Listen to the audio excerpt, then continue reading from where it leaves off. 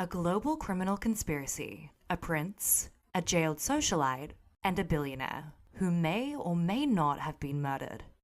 Welcome to the world of the Jeffrey Epstein, the Prince and the Pervert podcast. Journalists Lisa and Jen bring you the ultimate deep dive. Hello everyone, it's Jen from the Prince and the Pervert podcast. I got woken up this morning by a phone call from Lisa saying, I'm coming over, get ready. So we did a Facebook Live on today's story from the Daily Mail. This is the second in a series they're releasing, focusing in on Prince Andrew's involvement with the Epstein case and Ghislaine Maxwell.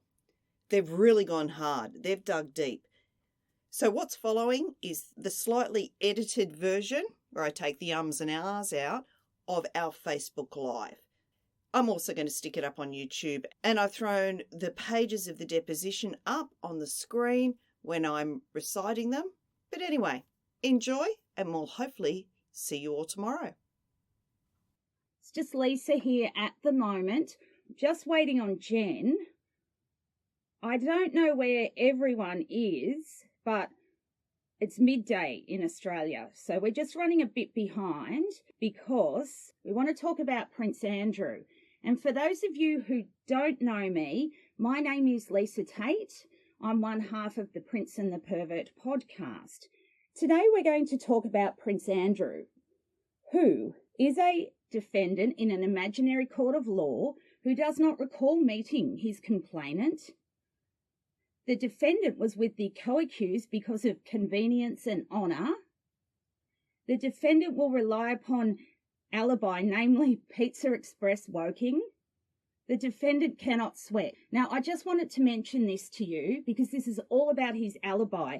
And as we all know, it's a bit unusual. And the Daily Mail has absolutely forensically gone through his schedule in New York. So I'm going to start to talk about Prince Andrew, the allegations, and why this trip was important. Because Virginia Roberts has said she slept with him 3 times. Once in the disputed bathtub in London at Ghislaine's house. Then we have New York. And then we have the island. Now, they've absolutely done really well here because Andrew's really had to back down. Now, does everyone remember that interview he did with the BBC? You know, the one where it was honourable and at Pizza Express and yada yada. So what he said to the BBC, here comes Jen. Jen is just coming in now. You want to say a quick hi to everyone? Hello everyone. I was up really late last night researching another part, which we can't talk about. So I've only just woken up and I've just read it. Let me say 2 words, private time. With his privates? Well, on the official schedule, it's noted as private time. I think that says a lot. And it's interesting, straight away, I just read the bit about Joanna Soberg, is it? Yep. And that's also in the 2016 deposition of GM.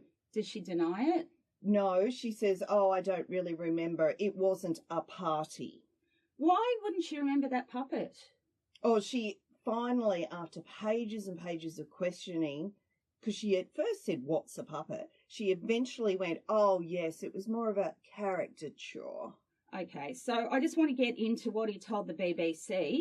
I wasn't staying there, in brackets, at Epstein's house. I may have visited, but no, definitely didn't. Definitely, no activity. That's weird. The definitely. His Royal Highness will return to New York. He will spend that evening at a private address and depart the following day. That's a confidential royal fax before the trip. So well-placed sources have confirmed Andrew was staying at Epstein's home on the final night of his pre-Easter visit to the US in 2001 to save taxpayer money. But yet he asked for a Bentley to transport him. And quite frankly, if you're staying in a hotel, hotels already have security staff detail that could work with his detail. If you go to a private house, that puts more pressure on the security, which could possibly mean more cost, getting more security guys in to sweep the house beforehand. Although we do know everything was filmed. True. So at least they'd have evidence if someone stole one of His the cufflinks. or the eyeballs he had as you walked into the front of the terrace. It's all true. Okay, so he's contradicting his car crash TV interview according to the Daily Mail. Stephen Wright and Richard Pendlebury, I am going to give them a shout out, Jen, because it's forensic. They have gone through every tiny little detail. I find life is too shiny and jump from thing to thing, where these guys have drilled right down. And what I find here is basically all they've got on Virginia so far is the contested size of the bathroom. Now, the bath a little bit higher than me, so I know this doesn't show you, but I'm 5'5". I think it was it was 5'4", right? So the bathtub's as long as me. I know I'm a bit stumpy, but I'm sorry, but Ghislaine, being the type of person she is, we know what her activities, hobbies are. She would have rooted, pardon the term, in smaller areas than that. George Clooney, she gave him a blowjob in a closet. In a closet. She said it, her words, not ours. And also, there's the Mile High Club. How many of these people would have gotten bonked in toilets, in airplanes? You can have sex anywhere if you want to. And obviously, Andy always wanted to. Yes. Look, I've had bad visuals of how that would work, but it could work. So there you go. Lisa and Jen going where they shouldn't have to go. But we did. We did. So it was a 3-day trip to the US. So they've tracked via the flight logs. Virginia was in New York at the time, and that's independently backed up by Joanna. And then they go to the island, right? And they've tracked Andrew, Joanna, and another girl whose name I haven't come across. I'll get to that in a second. They all went to the island. And then Andrew, he went to Bahamas. Now tell everyone what you found. Well, in the Bahamas, there's a bloke called Peter Nygaard, Finnish-Canadian. He was born in Finland, moved to Canada as a young child with his parents. He's got this massive fashion empire. He's based in Times Square now. He's under investigation. There's 54, from memory, women who have joined a civil case against him. That's stalled at the moment because the FBI are chasing criminal charges. 2 of his sons also joined in because they allege sexual abuse by a dad forcing his girlfriend / prostitute / sex worker, who is paid by Nygaard Corporation, from what we understand from paperwork. They've also joined in. However, Nygaard Daddy is trying to get those charges dismissed. Yes. But Nygaard is a known sexual predator. So he goes from Epstein's and then he meets up with his family, and there's photos of him at the time, Prince Andrew, with Nygaard. And they also took the children, the girls, Beatrix and Eugenie, to Nygaard's resort in the Bahamas with Sarah.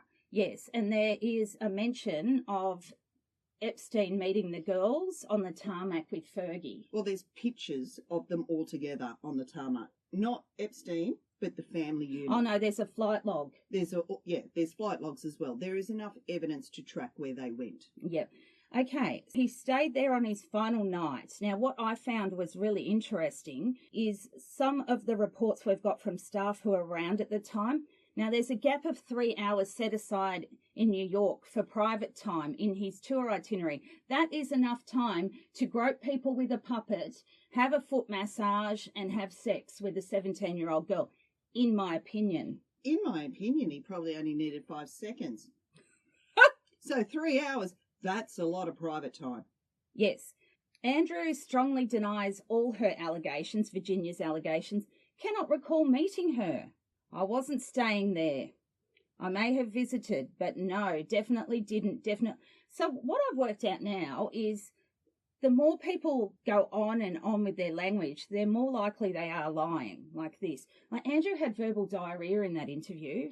The more they extrapolate on this story, it's a straightaway cue for an investigator to go, okay, when they embellish it too much, when they carry on too much. That's how we pull up the teenagers when we know they're lying, is they keep running off the mouth. Welcome to everyone who's just joined us. We're just talking about Prince Andrew's alibis, and the second one has been torn apart. Not very happy in the royal palaces tonight. He conceded in the interview that he visited the property. Andrew told her, I probably did, because of what I was doing. I was staying with the Consul General, which is further down the street on 5th. I wasn't staying there.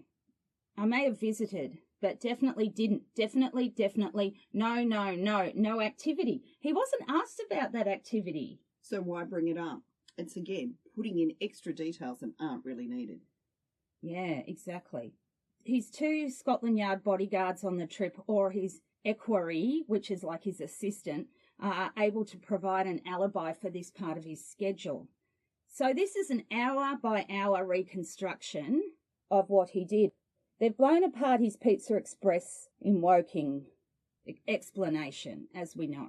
And, okay, so they've asked him a series of questions, but do we expect the truth? Jen? No.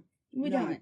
From his fancy ass categorically denying PR and lawyer people, there's not a lot they can do for him now unless they, I don't know, find out that Megan, she could be their dead cat, like their distraction.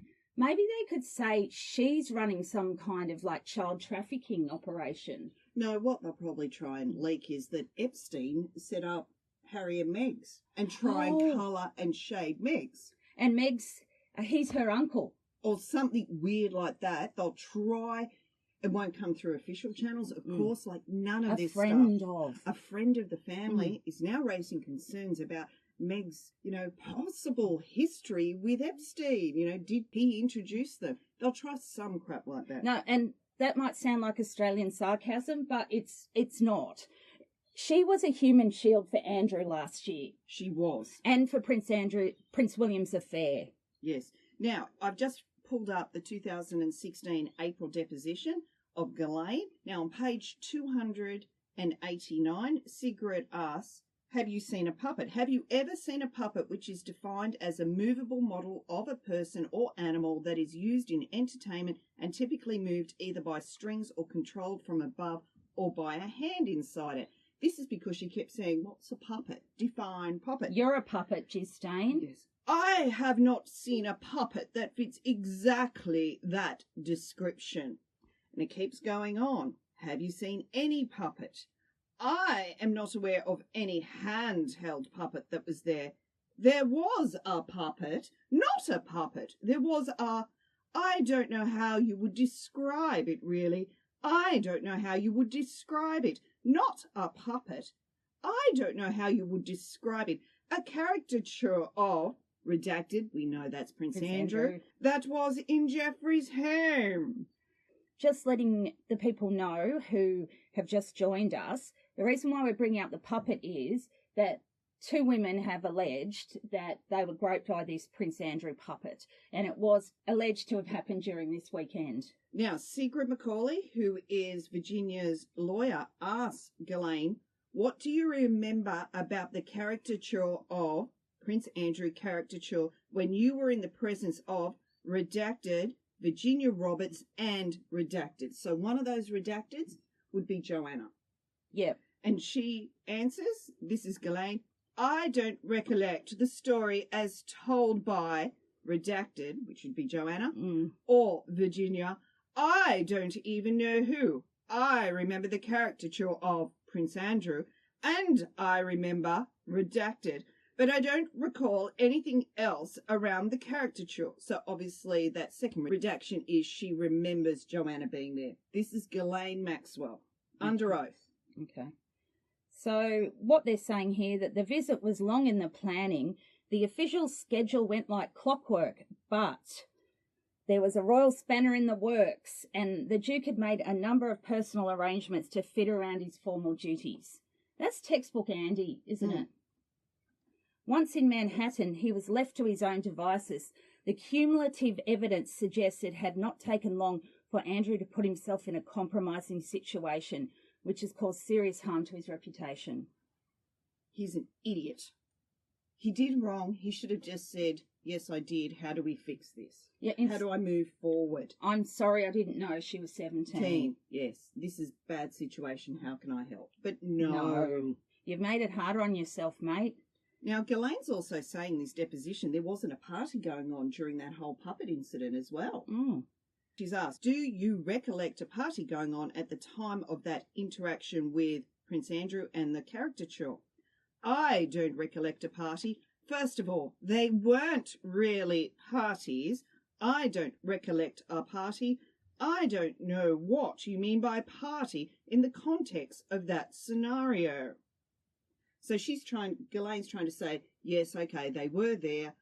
The puppet was there, Andrew was there, Virginia and Joanna were there, but she's saying it wasn't a party. She was asked if Jeffrey Epstein was there, and she says, actually, no, you don't recollect Jeffrey being there or Redacted being there? No. You don't recollect Virginia Roberts being there? No. It was just you and Redacted? I'm not saying it was just me and Redacted. You are asking me, do you remember? I only remember Redacted. I remember Redacted and the caricature, but I can't place the caricature and everybody else in the same context, the same time frame you are asking me. And here's the kicker. The next question and the next answer is completely, totally redacted, which is unusual for this deposition. That's about the puppet. That's about the party. Now, the puppet is important because Joanna and Virginia both say that they were groped by the Prince Andrew puppet. And the funny thing is, straight after this, Ghislaine asks for a bathroom break, which usually means in these depositions she doesn't want to answer any more questions, and when they come back, they go on to other topics in this whole thing. Hey, I just had a thought. Who was... Okay, so Virginia was groped by the puppet, and then Andrew put one hand on her breast, allegedly, and then the other on Joanna's. Is that right? We might have to clarify. There was talk that the puppet's hand was put on the boobs. Yep. So I think, he put the puppet's hand on Virginia's boob. Not sure. We're going to have to drill down on that. On the puppet. But let's just say the puppet was not behaving. Neither was Andrew. No, in a manner befitting royalty. Okay, so the visit was micromanaged, but he was meant to be there as patron of the Outward Bound Trust, and he was meant to do something in New York, but only ended up doing something in Boston for the charity. So that'll be easy to track if he doesn't, if he skipped one. Yep. So Lincoln, he wants a Bentley or a Jaguar to drive him around town. Interesting. Air movement which took place on that day. Flight 1488 had taken off from Palm Beach International Airport. Mr. Rogers was Epstein's main pilot. His logbook suggests that the passengers aboard Flight 1488 were Epstein, Virginia, a teenage girl called Banu. Ooh. That's a new one. Yes. And a young woman named Joanne. Well, we know that's Joanna Soberg because she's placed herself there. The plane landed at Atlantic City, New Jersey, and then took off again for Teterboro Airport, also in New Jersey. What happened next? There's the puppet. Oh, I can confirm what happened with the puppet if you just want to take people through a bit of this while I look for it. Okay, so which bit are you up to? I'm just trying to get on. Well, just have a look at the bodyguard bit. Okay, the bodyguard stated Epstein too. The Duke's schedule over the next 36 hours was packed with formal duties. Oh, he would have hated that. That evening, he was escorted by his security detail from the residence to a dinner at the 5-star Mark Hotel, 500 yards beyond the Epstein mansion along Fifth Avenue. So he sort of stuck close to his second home, didn't he? Okay, the Duke's host was Bill Phillips, head of the Outward Bound International. Afterwards, he was escorted back to the residence by Policeman A and stayed the night there. The Mail understands that this has been confirmed by his security detail. Okay. Now, would you guys like an update on the puppet? This is what Joanna says. We had a picture taken. Prince Andrew was there and a couple of other girls my age. Andrew was very charming. What? No. See, it's the accent, mate. It's not charming. I dead set guarantee it. No one says that. He could be ugly as hell, but if you've got an accent that people find charming, you suddenly... He's as charming as a week of barley belly. Ooh. I'm sorry, he is. He's awful. Everyone says it. Allegedly, so I say. Okay, so they had a picture taken. Another girl sat on a chair and had the puppet on her lap. Andrew sat on another chair. I sat on his lap and he put his hand on my breast. Like, come on. He knew what he was there for. Ghislaine put the puppet's hand on Virginia's breast. Then Andrew put his hand on mine. It was a great joke. Everyone laughed.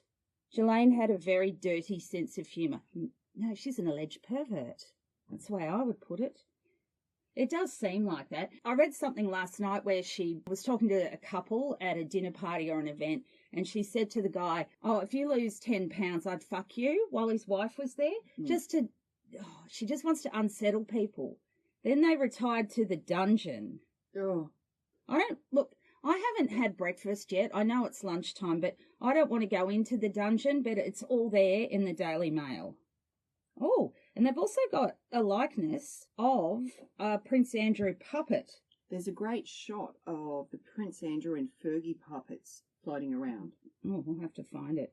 So also there's the puppeteer that we spoke about on a previous podcast who said he met the Duke in 2003 and he said, "Oh my God, puppets, spitting image. Do you know that my friend bought my spitting image puppet and you'll never believe it? He played a trick on me." So Andrew's bodyguard also stayed at Epstein's, which I find fascinating. So he did go to Boston and, according to sources, saw Michael Hobbs and Captain Dilworth, who were involved in the visit, raise glasses of Guinness in one of the city's many Irish pubs to toast the great success, as they saw it, of the royal visit before they caught an evening flight back to London. Such is hubris. What's that saying? This is so relevant for Andrew, right? If you say, first comes hubris, then comes the fall. Have you heard that? Yeah. The Greeks had a lot, and the Romans had a lot about hubris and the fall from grace after boasting. So it's fascinating. So I'll put a link up so everyone can have a look at this. And Jen, do you have anything you want to add? Other than that, I'm living for these articles. They are fantastic. They are well researched. They have gone through every piece of information. They have gone down every road to track it. They're not doing the sensationalism, tabloid stuff. It may seem like that to some, especially those who have been saying Andrew has done no wrong.